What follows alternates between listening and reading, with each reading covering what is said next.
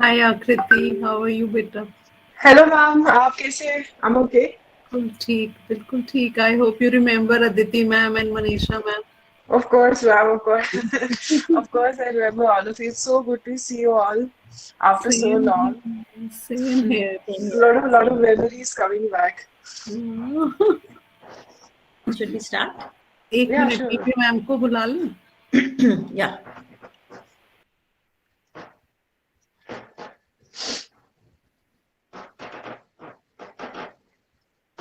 So, how many kids joining us today? This session is being live streamed, Akriti. So classes 9 to 12th will be witnessing this. Okay, okay. So in the school. Yeah. Okay. Hello, everyone. If anyone can see me. Yeah, there's Yes, 50 everyone people. can Good see. afternoon, ma'am. Good afternoon. Good afternoon. Good afternoon, Kirti. How are you? Good I'm afternoon. fine, ma'am. How are you? I'm good. Thank you. Good, ma'am. Once again, good afternoon, ma'am.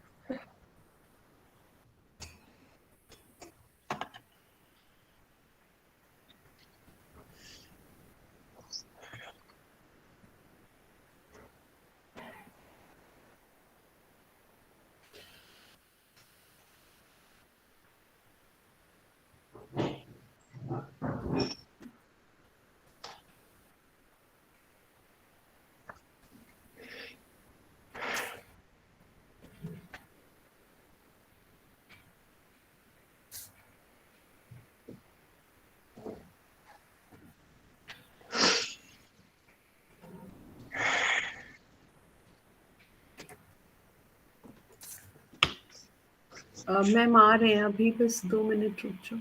Okay.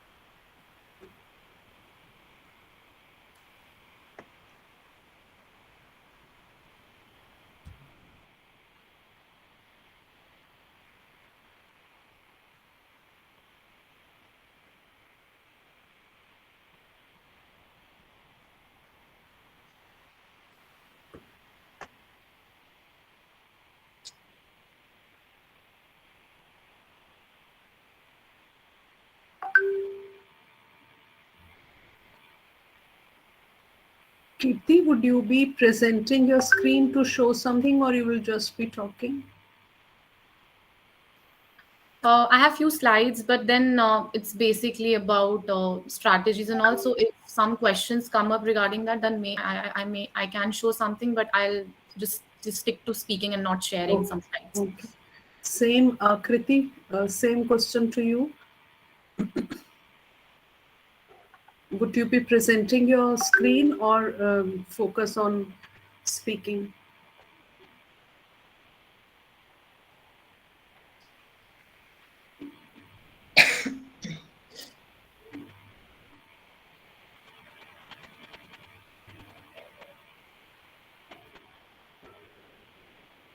Gopal, switch on your camera.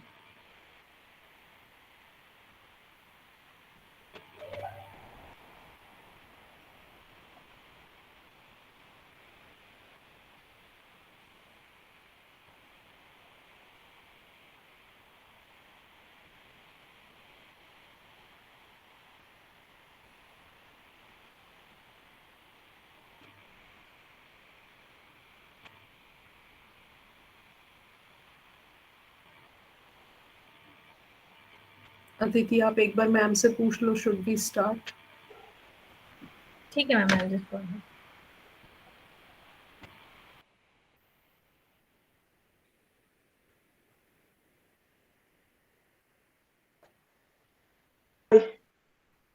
Hello. Am I audible?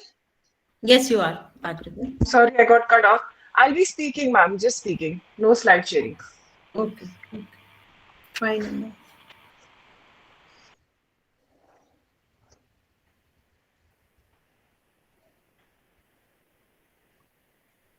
We are just waiting for ma'am to join and then we can start. We are all set to go. And this is getting recorded. This meeting is getting recorded, and I will be sharing the link of the recording with you people. And also, it is getting live streamed on Google.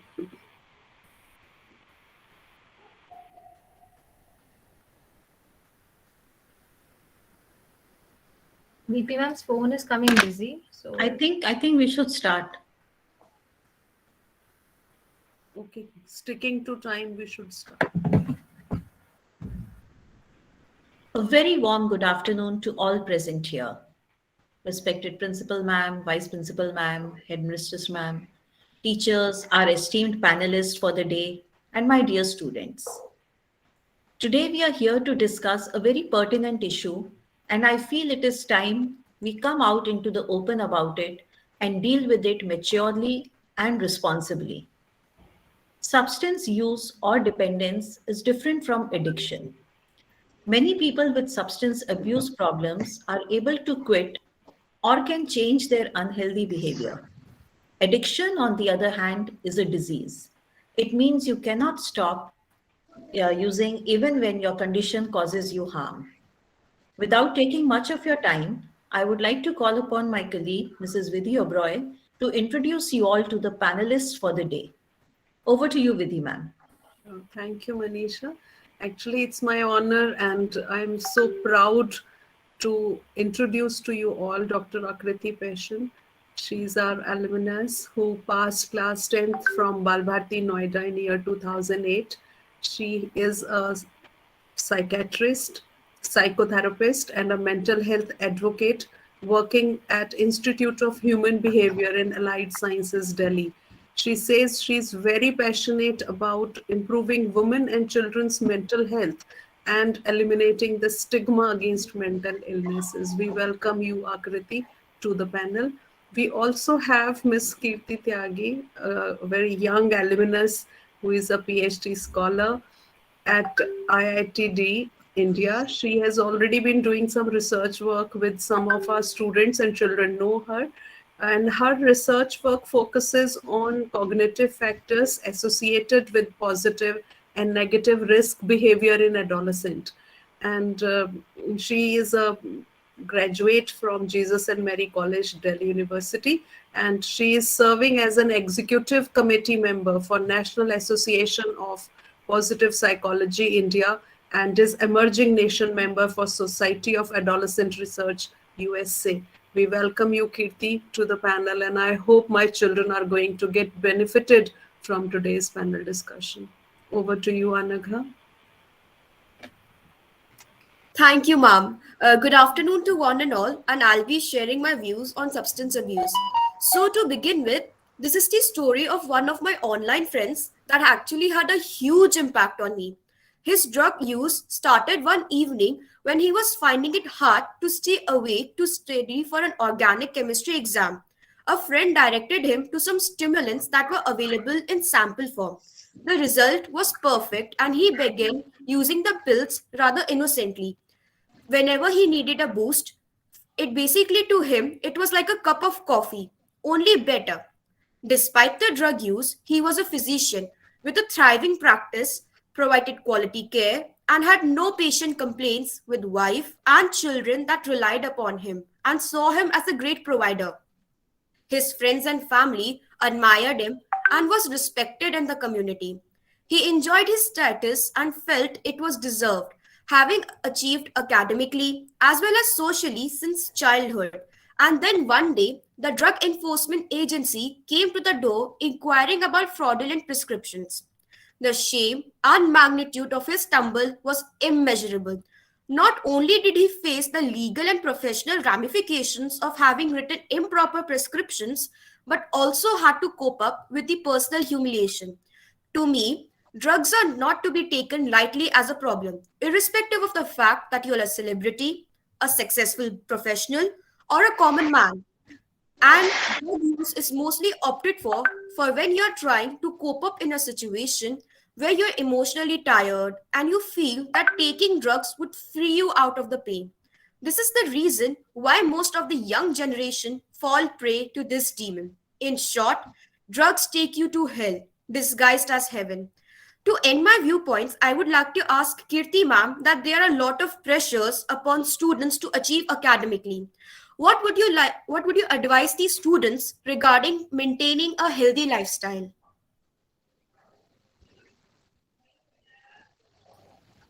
Thank you, Agna. First of all, I would like to thank Vidhi ma'am for an introduction, and it's a pleasure to be here and part of this panel discussion on really important topic, that is substance abuse. As far as your question is concerned, Agna, I would just like to start with a very brief overview of why adolescents, first of all, indulge in certain kinds of behavior. So it's very important to understand why they do it. Although we know that there are a lot of reasons, that there is curiosity, there is academic pressure, there is stress, there is trauma, and there is anxiety, and they want to cope up with all these kind of issues and all these kind of pressures, and that's why they indulge in it. But very important is to understand that it is their developing brain which is making a very important role, and why they actually take an impulsive decision to indulge in a negative risk behavior. So as far as healthy lifestyles are concerned, first of all, they need to be very aware of what is happening, why they are making a particular decision, what is making them take a decision that they have to need to take this certain kind of substance. So for adolescents, one thing is that they think that they are invulnerable to the damages. They think that they are not the damages that they will be occurring to them are, they don't see them as a damage at all.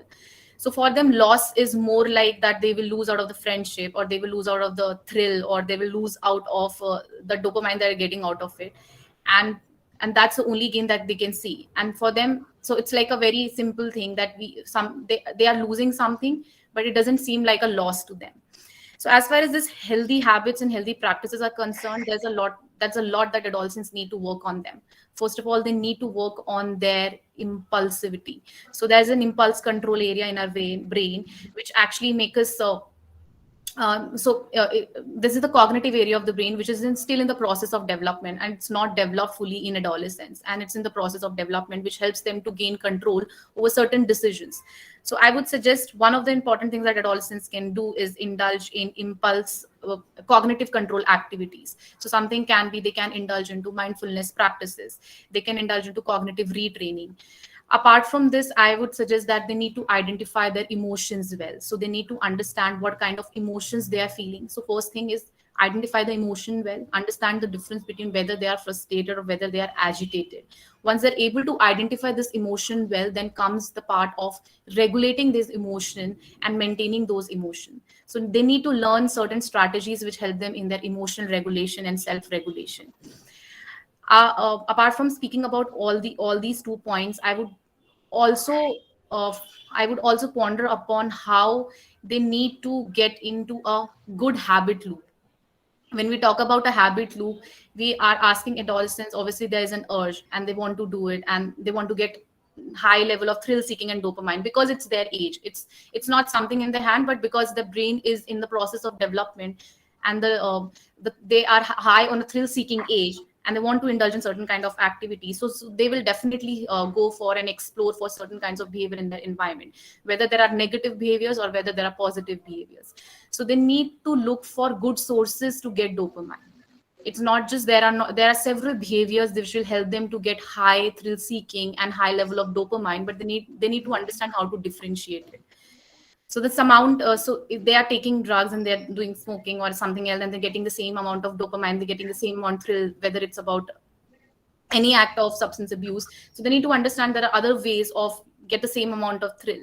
So maybe going out for a run, or maybe participating in a very competitive activities, or whatever they like, whatever their interest and whatever their talents are. So they need to make these sources as their dopamine sources rather than relying on other kind of substances.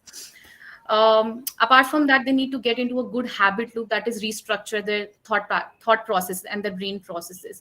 So I always get to this 5-second rule, and I always like believe in this. Whenever you have a urge, or whenever you have this that I need to get into this habit, always use this 5-second rule and break that thought pattern and get into a alternative habit that help you to get that dopamine and thrill behavior.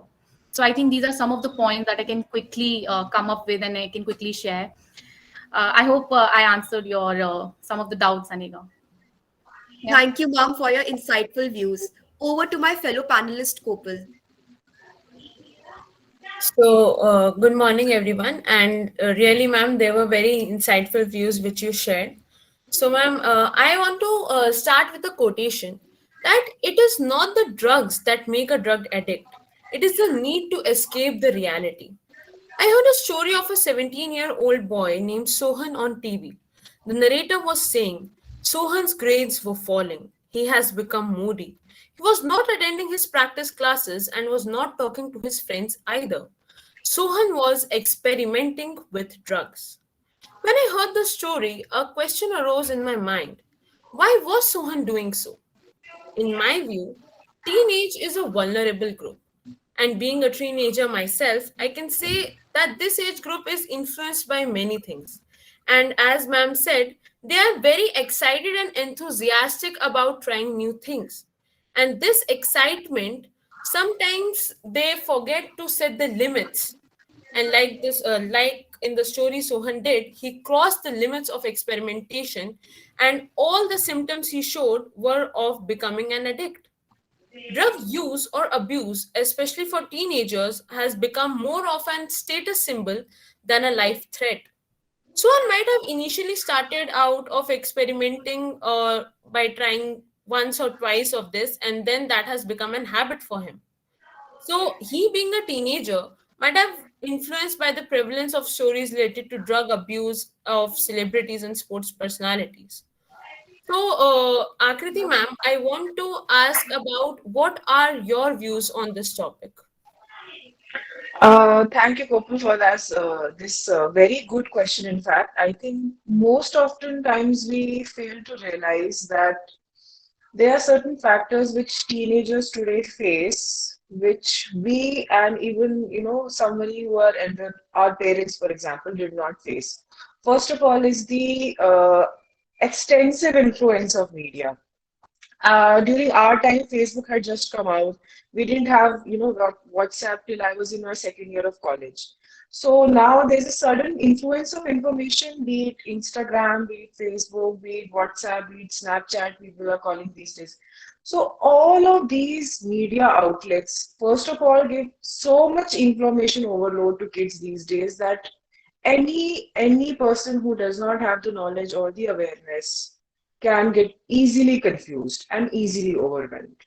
Then there are another part of the problem that teenagers today face is how they portray themselves, be it to the society or to the media. So we have, snap streaks on Snapchat. I don't usually use Snapchat, so I don't know much about it. But I know there's a thing called a snap streak on Snapchat where you keep sending snaps to each other and then it goes on a continuous loop. So and I have observed that there's a certain competition to, portray yourself as the most hip or the most cool or the most happening out there. Same is the case with Instagram. I'm seeing 13, 14, 15, even 16-year-olds trying to act like adults on Instagram. But this is not the age for you to be, posing like models and, wearing clothes. Not to be judgmental at all. Everybody has their own mode of expression. But the all of these things, because and there's no regulation on that. I think it has, ensconced itself inside our society in such a way that it's everywhere and it's very difficult to regulate, even by parents. Because without mobile phones, you cannot move on with the society, with the pace that it's been going on. So kids these days have to have smartphones because since COVID has also come now, the classes are all online on your laptops. So you cannot escape from the media, the social media. And so, because it's very unregulated, you don't realize that whatever posts you're posting, who is seeing those posts, what kind of comments you're getting on that. And some children have this that they get a dopamine hit out of the number of likes that they get and the number of comments that they get. So for every 100 positive comments, even if there's a one negative comment which says that you're fat or you don't look good, you're ugly, you should do this or that to yourself, it just takes a nosedive, that self-esteem. And self-esteem for adolescents, teenagers, is very impressionable. and it's very dependent on what others tell them about ourselves. So that is number one. Then the second is, I think, a lack of awareness about the effects of these substances, because unfortunately media has not done a very good role in portraying drugs, because we have songs like Dum Maro Dum Mit Jaye Gum, and then Char Bottle Vodka, Kaam Mera Roz Ka. So they are very peppy tunes, and you can't get them out of your heads. But we have to understand that that's a world which is separate from reality. So Char Bottle Vodka and Dum Maro Dum Mit Jaye Gum is not real life. So as long as we have that in our heads, I think that can be a very, very good protective factor against the use of drugs. And we also have to realize these days, usually youngsters and young adults, they have gone into this movement of making sure that marijuana, or pot or weed or grass, what it is called in the common lingo, is legalized. So there's this huge lobby going on online that 420 culture and all that, and taking weed is cool, because it's just a herb, घास ही तो है, तो क्या है यार, है ना, एक जॉइंट मार लेते हैं, कुछ नहीं होता है. But you don't realize that strychnine also comes from a plant. Nightshade is also a plant. And dhatura is also a plant which can cause poisoning, hallucinations, and even death. So just because you're saying that marijuana is a weed, और वो घास है और उससे कुछ नहीं होगा, herb है, you don't realize what you're doing to yourself. So first of all, this awareness needs to come. Then third, we are seeing that today's society is becoming very competitive. I cannot imagine the amount of stress kids these days are going through when it comes to their competitive exams, and especially for those who are preparing for the engineering exams or their medical exams, entrance exams. In this culture of the pandemic, it's almost been 2 years, and it's become so stressful, exams getting delayed and again. You don't know when your classes are happening, you don't know when your exam will happen. Then on top of that, there's this added stress that you have to be, you have to be someone who's known on the social media platforms also. You have to manage your study life also. So all of these pressures are very, very difficult for any teenager, any 13, 14, 15, 16, even 18 years olds to manage.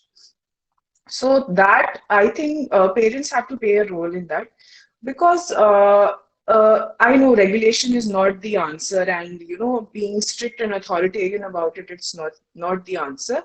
But we first of all have to have a certain level of awareness about what these drugs can do to our bodies. So for that, I think we need to have open discussions like we are having one for today. And parents also need to sit with their kids and try to find out what is really going on with their lives, because it's very difficult for children to talk to parents in a friendly way, because they feel that हम बताएंगे तो डांट पड़ जाएगी, हम बताएंगे तो माँ बाप नाराज हो जाएंगे, डिसअपॉइंट हो जाएंगे, मेरा फोन ले लेंगे, फोन छीन लेंगे. So I think they have to sit down to a level. Parents have to get to down to that level, and talk to their kids about these things. There are so many issues that teenagers face on a daily basis that without talking to their parents, it's very difficult, because now for the past 2 years, kids are sitting at home. So parents are their first contact. And I'm sure a lot of parents will be facing a lot of issues, and I think kids will be also facing a lot of issues with their parents. I think बच्चे भी अब आज के बोलने लगे होंगे कि बहुत कंट्रोलिंग हो रहा है, हमें इतना कंट्रोल मत करो, हमें प्राइवेसी दे दो, हमें चलाने दो, मीडिया यूज करने दो, ये वो, घर वाले हमेशा पढ़ने को क्यों बोलते रहते हैं. So I think parents and kids, they need to sit down together and have honest conversations about this. I don't think there's anything to hide, but information that's shared will only give us power, so that we recognize these things if they happen in front of us, and we can even if we know that someone else is doing these things and we recognize that this is happening, we can save ourselves at least. So these are, I think, awareness, lack of awareness first of all. then the lack of the social media overload, and then the lack of honest conversations about this. I think these are the reasons which, lead to so much of misinformation and unfortunately push kids towards the drugs. So thanks a lot, ma'am. They were really very useful and nice information you shared with us. So now I would like to invite Aditi Gaur, ma'am, our school counselor, to express her views on this topic. Thank you, Kopal. And yes, I do agree with both the panelists, Kirti and Akriti, that what they have been talking, that yes, it is the peer influence, the social media, and all these factors, less information. Yes, it does contribute to ignorant use or misuse of these substances.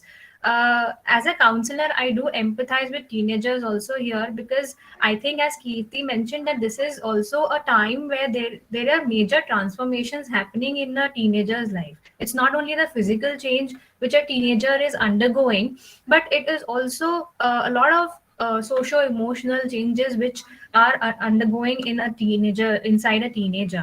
And these changes are very important for later years, because here it is the basic process of formation of identity, which is very, very important, right? So it is a time when a teenager would want to assert more autonomy, would want to assume adult roles, would like to engage in making decisions, right? But here does come a challenge of being enticed by these substances or these harmful things which they do not know that they can be very, very harmful. As Akriti was mentioning, that we don't know, we are very ignorant about that, how harmful these things can be.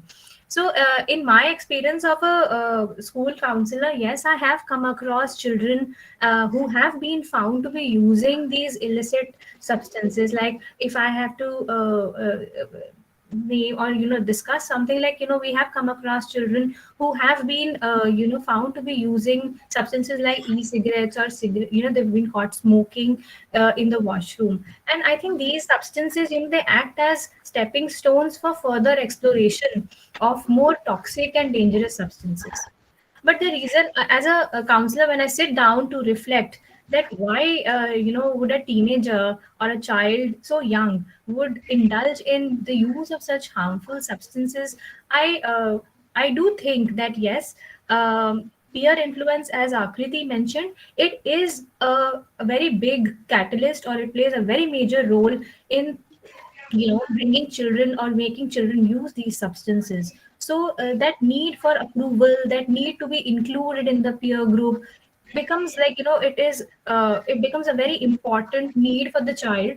And therefore, the child does not really think twice and engages in activities thinking that this kind of attitude or this kind of behavior will be accepted and he will be approved. Along with this, I also feel that generally people or children who have low self-esteem issues, that they generally have a very, very negative viewpoint or opinion about themselves, they are more likely to get influenced by these things. So social media, yeah, looking at personalities on television and hearing about the use of these substances on there, these people are generally the ones who might get very easily influenced by to use these substances, right? So and along with this, when we were dealing with children in the school who are found to be using these substances, we also came across that these sometimes these substances are also very easily available. So the availability of these substances also increases the likelihood of a teenager or a young adult, exploring these options. With Because there is lack of awareness, as Akriti said, that both media never shows that what can be the harmful effect, but they just glorify those substances. So we do get enticed as teenagers to use it.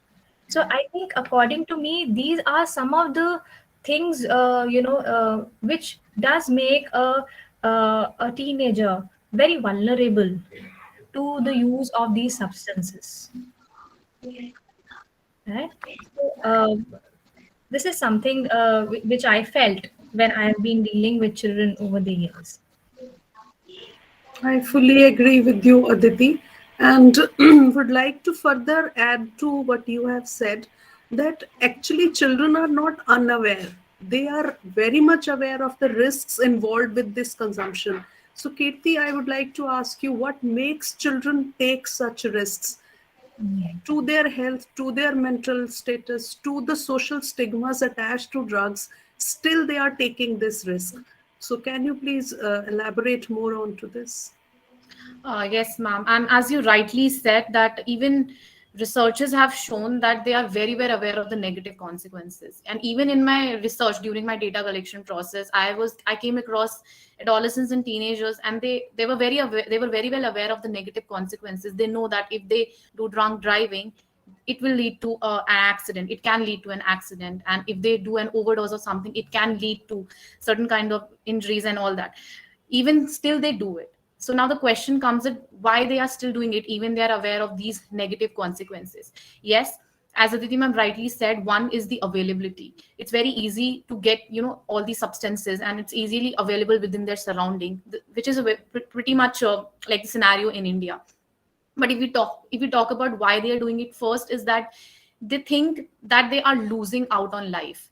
So how, suppose if we are an adult and I have to do a cost and benefit analysis, and if someone asks me whether you will take this substance, my brain, which is like a fully developed brain, because I have already reached to my end of 20, so I have a fully developed prefrontal cortex, which helps me to make decisions in my life. But these teenagers, their prefrontal cortex, or the brain which helps them to make decision, is not yet developed. So they are not able to do that cost benefit analysis. So their cost benefit analysis would look something like this. So I'll just give you an example. So an example of what an adult will do and an example what a adolescent might do. So if someone offers me take the substance, so Kirti, take this substance. So my brain would be like, what are the cost and benefit analysis? What are the gain and losses of it? Okay, so gain are, maybe I might feel good or a little bit of high that I might gain out of this substance, but the losses are huge for me. I can see that the losses are, oh, maybe I might do poorly in my work life, or maybe I might get into addiction, or maybe I can get into accidents and injuries. But how an adolescent's thing is completely different. So this is how they do cost and benefit analysis of a decision that they have to make. So suppose if there is this, if we take an example of any girl only, maybe XYZ, and their friends are telling them, oh, come on, let's do this, it's like a very cool thing, you will enjoy it. So this is how they will analyze it. So they will see, oh, what are the gains? So gain is, I get to be with this friend circle, I get to feel what highness, like coolness is. And then they also see what are the losses. So see, they see the losses at, oh, I might not be friends with them, I might not look cooler, or I might not be able to enjoy it, and I might regret later. So for them, losses are huge. So they don't want to lose on these things. They don't want to lose on these things, and this is how they do cost and benefit analysis. For them, the loss are so much high that they don't want to avoid all this, and that's why they indulge into this. And this is what researchers, even in like international researchers and even Indian researchers who are working in adolescence development, what they are trying to do, they are trying to help them make good decisions, and they are trying to teach them how decision making is done. So the problem is with the decision making, and at the same time the brain is developing. So I'll just take few more minutes and quickly explain this very interesting theory which was given by Sternberg. So the very famous psychologist Sternberg, who has he was able to find out, even though there were so many educational programs in USA, in Europe, and all around the world, educating adolescents about drugs are bad, these are the side effects and whatnot, but still none of them could reduce the rate. And then they were actually studying why adolescents are indulging in it. Then they got to know that it is the two important areas in their brain which is doing all and every stuff is working according to these two areas of the brain.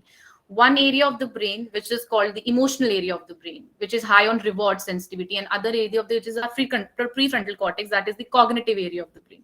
So this emotional area of the brain during teenage year is like fully developed, very mature, very powerful, which help us to make emotional decisions and very impulsive decision.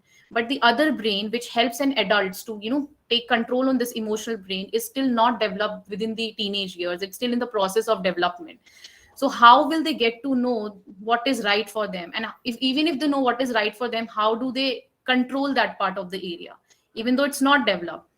So this is the whole reason that when they have to make a decision about any situation, whether it's about unhealthy behaviors, their safety, their ethics, or anything, be it substance abuse or anything, what happens is this emotional area of the brain hijacks their cognitive area of the brain, and teenagers are not able to do anything, and they just go with the flow. And the next theory comes is because of this cost benefit analysis, they're not able to do this cost benefit analysis. So these are some of the two important areas which have been able to found like very much visible that why teenagers do it. They do it because highly active emotional area of the brain, and emotional rewards are very high for them, their peer acceptance, the social approval, the coolness quotient, and these gains are so high for them that they are not able to see anything else. And once they get into this loop, then the level of dopamine that they need more and more and more and more of the same experience, because it's an age where the dopamine is also pretty much high, and the DNA is such that during the teenage years that it's out for exploration.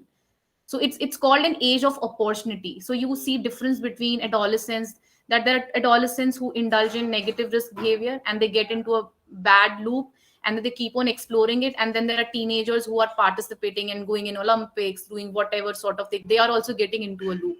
So basically it's called an age of opportunity, but at the same time they will explore no matter. Even if you tell them not explore, they will explore, but we need to teach them what needs to be explored and how they can control this dopamine, or how they can actually divert this energy to other kind of dopamine related activities. So this is what the whole developmental understanding is about teenagers and why they do it. Yeah. Kriti, I would like to ask you that, acceptance, like if a person is using a substance, acceptance becomes a very major issue, that, to accept that I have a problem. So as a doctor, how would you, help a person accept there's a problem? And the second bit would be that, can you suggest certain ways if, somebody is in the way of using a substance, how he or she can stop using or misusing these substances? Can you throw light on that? Okay. I don't think anybody has a hard time accepting that they're using drugs. I think at a certain level, even if it's an unconscious level, they are aware, even if they are children. I think they are aware that they are doing some damage to their bodies, and what they're doing is not right. Otherwise, there would be no reason to hide it, and no reason to go to bathrooms to smoke a cigarette. So I think at a certain point, I think they do realize that जो हम कर रहे हैं वो गलत है.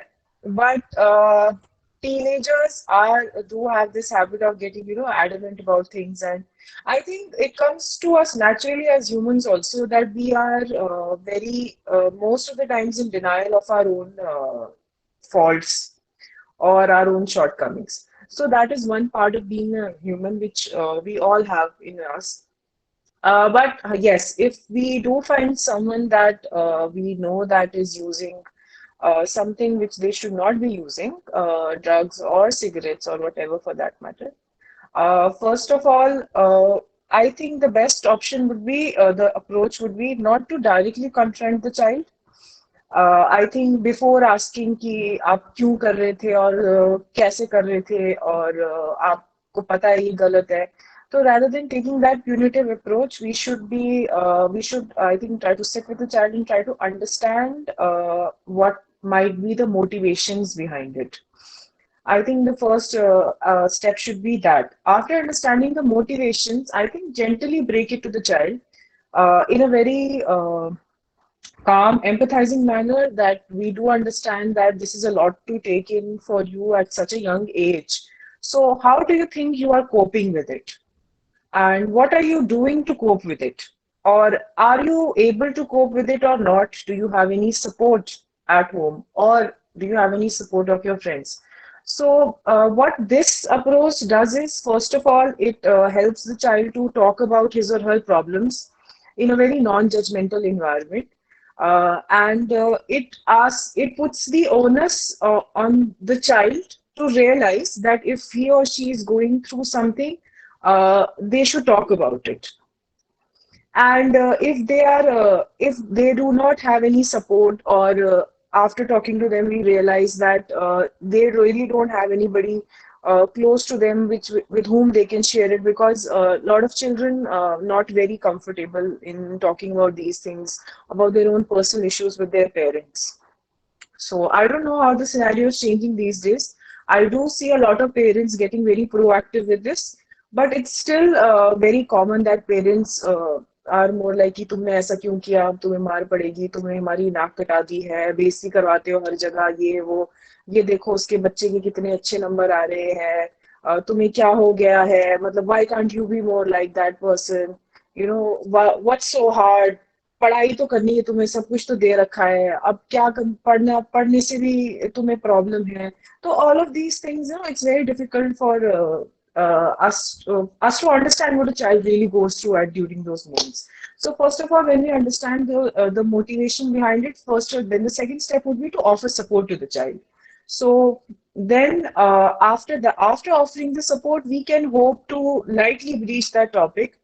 And I think at that point level, when we have developed that rapport with the child will definitely explain or open up about his or her cues if they are taking it, because ultimately it is a form of coping mechanism, and something is missing in their life which they are looking to gain through the use of substances.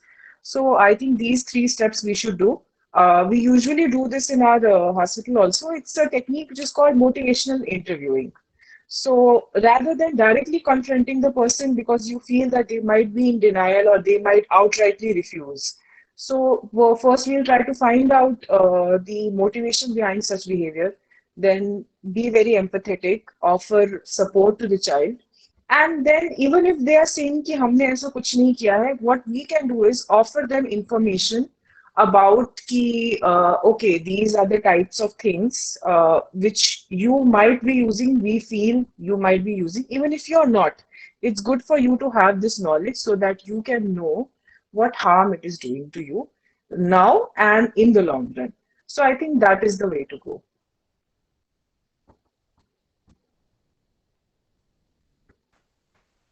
Thanks, Akriti.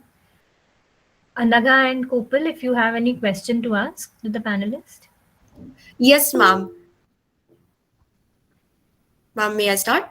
So I have a few questions. So my first question is to Kirti, ma'am, that we all might agree that the pandemic, our lives of the pandemic have, changed like drastically, like day and night. So how do you think that pandemic has affected the overall situation of substance abuse and all?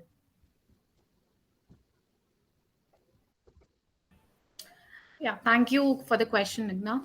So I would say definitely pandemic has it has taken a lot of toll on the mental health of adolescents, and not just adolescents but adults as well, because we are not able to socialize, and being humans are like a very social, we are like a very social animal, and we would like to socialize, we would like to meet our friends. So the whole scope of socialization has been cut off.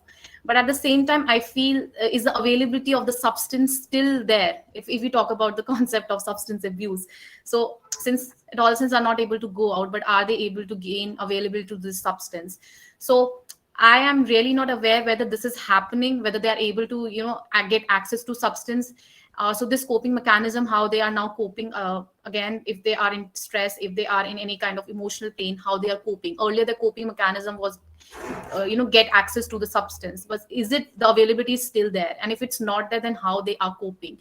So now the coping again shifts to different kind of self-injurious behavior. So obviously when a person is in substance abuse, it's not just it's a single symptom. There's a comorbidity. Definitely they are also suffering from other kind of issues. So what I have seen and what I was also looking at in some of the interviews was that many adolescents who were later using substance as a coping mechanism, they have now shifted to different self kind of injurious behavior, because now the coping mechanism has been totally cut off. So now what other coping mechanism that they have? So this is very important that we need to understand, and here the role of parents become very important, because now they are not within their social circle, so they are not able to share with their friends. Only medium that they can share with their friends is through virtual platforms. And then also that the parental supervision becomes very important during such times. So parents can act as a frontiers in terms of understanding how their child is responding during such situations, because they need to talk to them. And since they are not have any other coping mechanism, so I feel, and I think, and even I think maybe Dr. Akriti can also point out towards this point, that the parents become the sole important contributor towards helping their child to get out of this situation if they are into any kind of habits of substance using, because now they are very close to their parents, they're living in the family, they can't go out, they can't talk to anybody. Another thing is that there are so many virtual platforms nowadays, I don't know whether adolescents are aware of it, where they can share how they are feeling and how they're coping with the whole situation.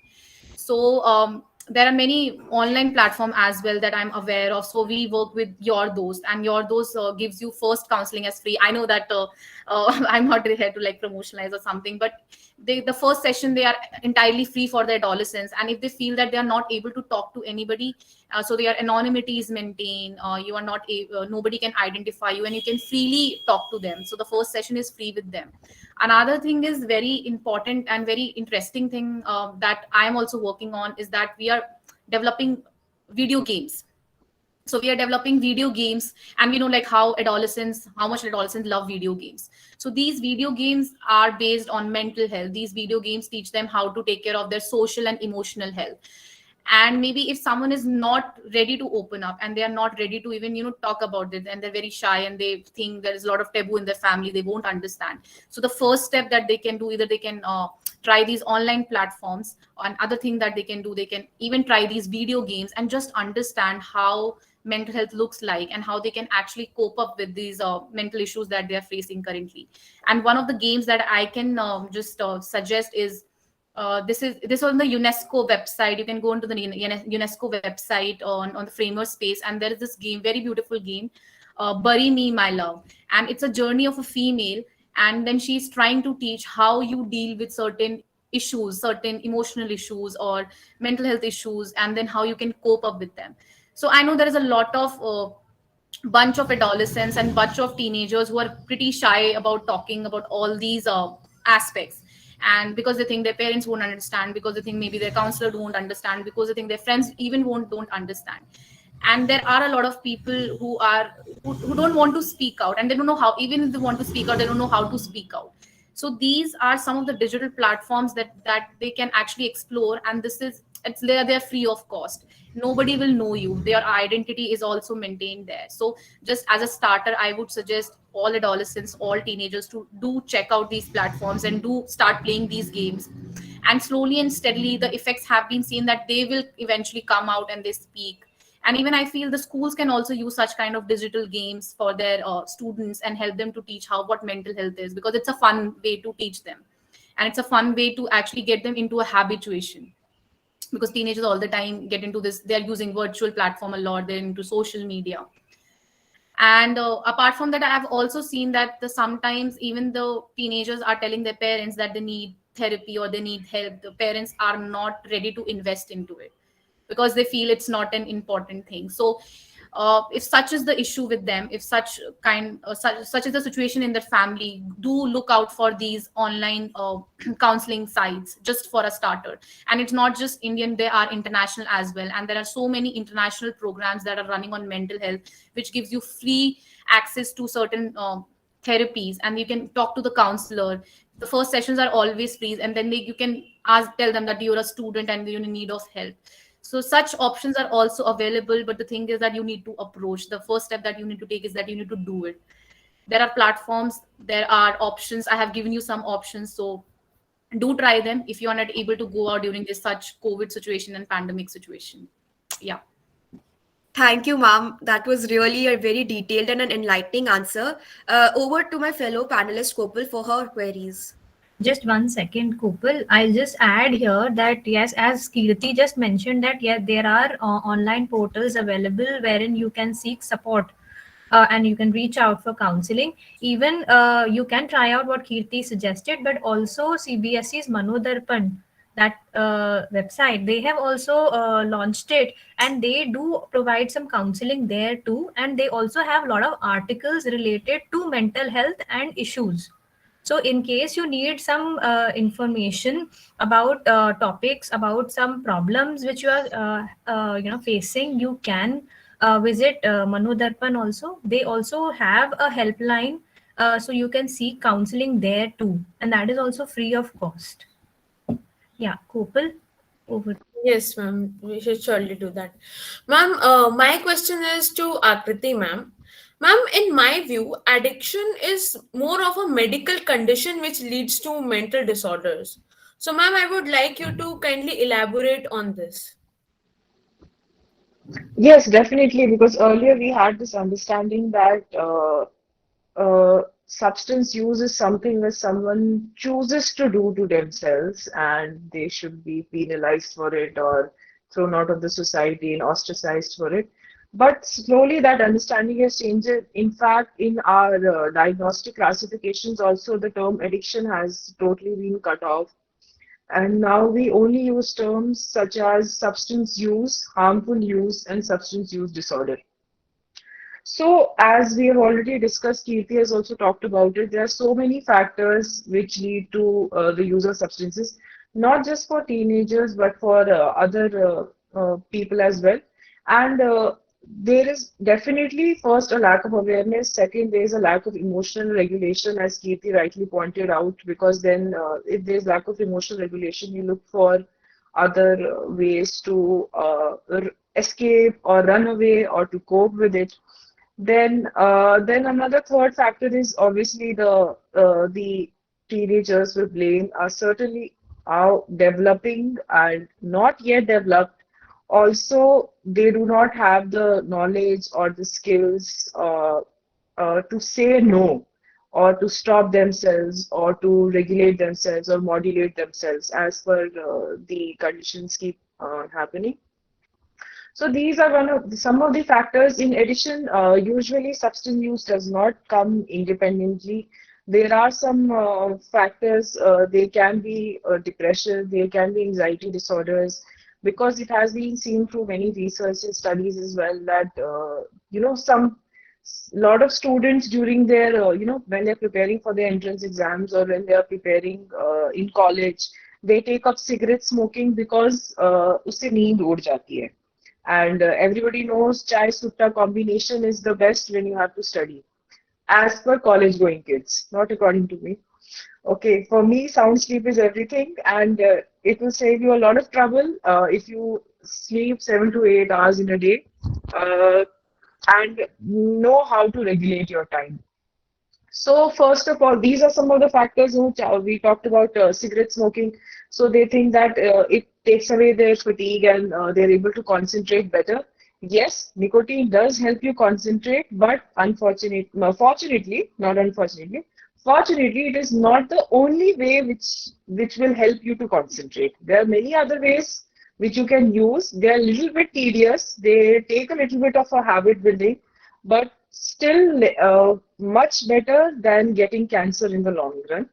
Then second, a lot of children these days, because of the media influence, are suffering from anxiety disorders. They have low self-esteem issues. Even during my time, we used to have low self-esteem issues. But apart from our peers, nobody else was there to tell us कि we were fat or ugly or not good looking. So वो class के एक दो बच्चे होते थे जो सबको बुली करते थे. तो वो we were to a certain extent we would also have a lot of difficulty in dealing with it, but fortunately we got through it. But because now to the media influence, there's so many people commenting on how you look, on your appearance, and all of these conflicting emotions are very difficult to manage for someone who's growing and does not realize what are the ramifications of that in the future. So that is one of the factors. Then because of that, that thing which causes so much of anxiety in children, that मैं अभी check करती हूँ मुझे क्या बोला है, and उसके ऊपर अब फिर ऑनलाइन वॉर हो रहे हैं, ट्विटर वॉर्स बोलते हैं उनको. Then you're fighting trolls.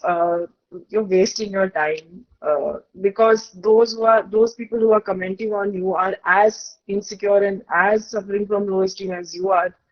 And they're just looking for an outlet. So to decrease that anxiety, also to decrease that feeling of low esteem or feeling low. People start towards marijuana, or they start taking alcohol, because for even a temporary sense of time, it gives a feeling of well-being. So it takes you to a place where nothing really matters. कोई कुछ भी बोले, कोई कुछ भी करे, हमें कोई फर्क नहीं पड़ता, because we are in that zone. So that escape is a very, what should I say? It's like a, carrot stick hanging in front of you. So it's a very sweet temptation, but we do not realize that, it has long-term future, long-term में क्या क्या उससे नुकसान हो सकता है हमको. Then, so these are the ways children, get into drug use. Even young adults get into drug use. So coming back to our question, that then what should we do to stop all of that? So first of all, it's very important to build a sense of self, and to realize that there are certain things which you will not be in this lifetime, however you try. And there are certain things that you can do which other people cannot. Everybody has their, strengths and weaknesses. So for us, first of all, it's very important to recognize our own strengths and weaknesses and build upon that. Not everybody can be a scholar, and no, not everybody can be an athlete. But unfortunately, in our society, we give more importance to scholarly achievements than other things. Being a YouTube star is still a very good way to earn a livelihood, as being a doctor. But then parents also need to recognize that each child has their own strengths and weaknesses, and we need to work on that. So if you work on that, you work on your strengths, and you learn how to take care of your weaknesses, you will definitely get to that level where you recognize that this is your identity and this is who you are. So developing a sense of self is very important. Then second is realizing that all of this is temporary. Realizing that all of this is temporary, whatever you are going through is only a phase, and it will pass. So anytime you feel that everything is getting overwhelming, से नहीं हो रहा है, इतना सारा सब कुछ है, यहाँ से भी वहाँ से भी. So do realize, sit down, take a deep breath, try to center yourself, and realize that this is only temporary. When we were also in the school, हमें ऐसा लगता था कि हमारा दोस्त हमसे बात नहीं करेगा, या हमारी फ्रेंड हमसे नाराज हो जाएगी, तो that is the end of the world. अब फिर उसके बाद petty politics चलेगी. But that phase of life, everybody goes through. Your parents have also gone through. Unfortunately, they might have forgotten about it, but we do still remember, because every day I work with kids, and the problems are the same. It's just that the ways of expression, media, all of that influences have definitely changed. But we have been through what you have been through. The most important thing to realize is this is just a phase. Just put it on your wall and keep looking at it every single day when you go to sleep and when you wake up. So all of this is just a phase. All these fads, all these diets, all these trends, they're all a phase. They'll pass. I think during the 70s or the 80s, we used to wear flare plants. Now they're coming back in fashion. So all these trends are cyclical, and they keep on happening. So then what our long-term goals are going to be, that we have to recognize first of all. And a lot of kids are always, in this state of confusion that हम 10वीं करेंगे तो आगे क्या लेंगे subject, 12वीं के बाद हमें क्या करना है. तो explore your options. Engineering और medical, यही दो branches नहीं है करने को. हमारे time पे there was a little bit of lack of awareness also, and the choices were a little bit restricted. But fortunately for you, that is not the case. You have a lot of options to look forward to, and all of them are very good career options. All of them are very good career options. Because now I think society is also starting to accept the fact that सिर्फ doctor होना ही सब कुछ नहीं होता है, सिर्फ engineering ही सब कुछ नहीं है. Thanks to a few very good movies also, like Three Idiots or Dangal also. So athletes are also a very good career option. If you're very good at that, please pursue it. Don't give it up.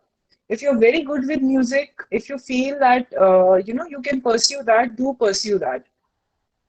So if you want to get a degree, that's fine. If you want to get a degree to satisfy your parents, that's fine. But do pursue your passions. If you feel that you are really good at something, do nurture it. Do nurture it because it is going to help you in the long run. So I think these are the things that we need to take care of, especially at this age, because we've all been through what you are going through right now.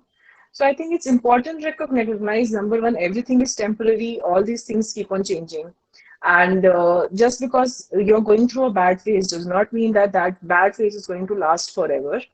And then do realize that you have your own unique set of strengths and weaknesses, and you have to nurture your strengths and you have to take care of your weaknesses. Chupani nahi hai apni weaknesses, but you have to recognize that if I have such a weakness, then how do I modulate it, or how do I convert it, or how do I turn it into a strength of mine? So that is what I would suggest. Thank you so much, ma'am. It was really a very motivational and inspiring answer for teenagers. So now over to ma'am.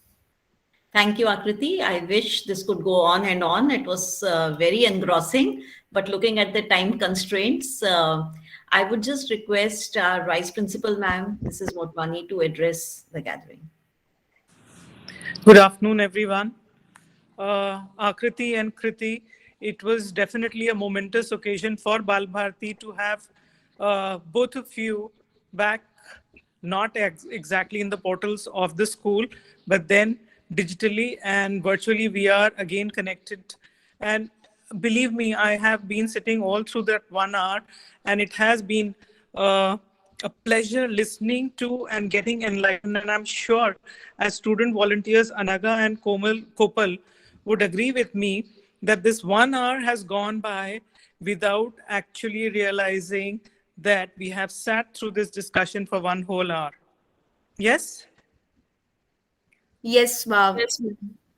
So, Akriti, what you said definitely makes sense. The most important takeaway from this session is have a feeling of your own self. Develop that sense of self. Whatever you are, acknowledge and move on. Build on your strengths and weaknesses. You can take care of them. And Kriti, I really loved your cost and benefit approach to life. Yes, why do we take it up? Because we are in that age where we are influenced by the peers, and our friends definitely impact our lives. So let the friends not impact our lives in a negative manner, but definitely in a very, very positive manner. So thank you, wonderful Akriti and Kirti. It was Thank you, ma'am. just wonderful having you here. Thank you so much. Pleasure to be here. Thank you, ma'am. Pleasure to be part of this. To sum up, I would just like to reiterate that we at Bal Bharati Public School Noida have zero tolerance for drugs and all related products. BBPS is a no tobacco zone.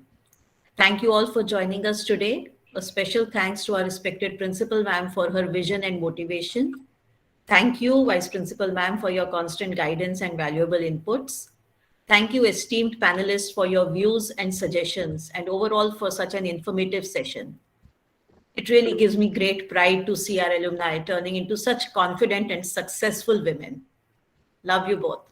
Thank you, Thank you, Aditi ma'am. Thank you so much. ma'am, Anaga, Kopal, for your valuable inputs.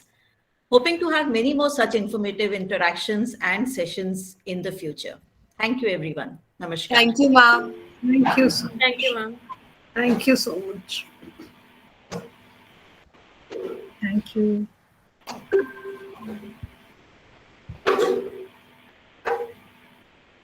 Thank you so very much, Kopal and Anaga. It was so, so nice.